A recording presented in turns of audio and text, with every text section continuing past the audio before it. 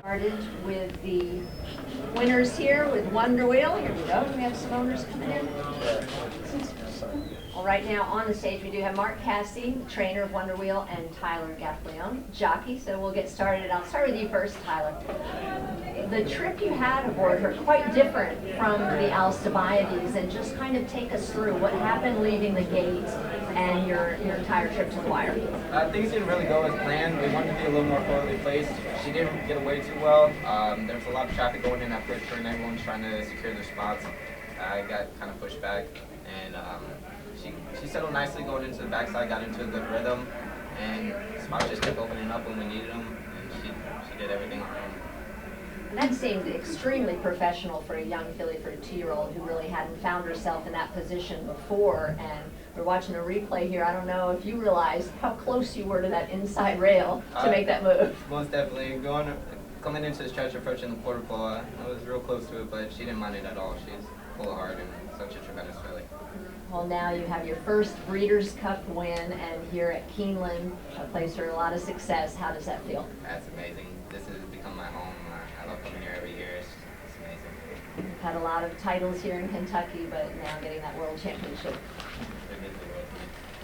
All right, Mark, just tell us a little bit about Wonder Wheel and the Alcibiades win, obviously, here over the track, and you've had her here stabled and training for quite a while. Yeah, I thought, it was important. The way it works, we only got to come in about 5 or 6 days before the Alcibiades, and I thought she looked fine. I thought she could be better. I thought her race in the Alcibiades was good, but I knew that she was going to have to even be better. But I think I told John the last couple, I said, I've seen her, this is the best I've ever seen her train. And I told Tyler before we threw him up, I said, you're sitting on a better horse today than you were a month ago. You've trained some very good horses, very good fillies, and where does she rank among those? Well, I've trained some good older fillies. This summer, I was saying she's my next classic empire, and where I was putting her, why I was putting her in that category was he won our first 2-year-old Breeders' Cup, and I thought that she was that good, and I told anybody that would listen, and so it's today's rewarding. John Green, DJ Stable, joins us now, and John, I know you and your family, Len, your mom, have put so much into this industry. You're great supporters, and now with a filly like Wonder Wheel, just tell us a little bit just what that means to you and your family. It's an incredible feeling, not only to win a race of this caliber at Keeneland, but to do it with these classy gentlemen. Tyler's been phenomenal for us over the past couple of years. Mark's been training us for us for 3 years now, and we've been in the Breeders' Cup every year. We've had a horse in the Oaks, we've had a horse in the Derby, and I think we got our program rolling to the way that we wanted to. But to win a race like this is beyond compare. You just can't even talk about it. And you won this with Jayhawk previously, so this race has obviously been very kind to you. Yeah, Jayhawk won it, and again, similar situation where she was third choice, kind of overlooked by a lot of people, which is fine by us. We like being the underdog. We're used to it, quite frankly. And the difference was Jayhawk went gate to wire, and when this filly broke, and then everyone else kind of went in front of her. I'll say it for myself, but I was concerned. I was very concerned. She's a classy filly. She never misses, a day of training, and she's got a great level head. But you still worry about asking a horse at this level to do something completely new. And that's why we employ somebody like Tyler, because he just navigated her right to the rail and through an open hole, and the rest is history. And Mark, where do you go with her next? Where's the plan for the weekend?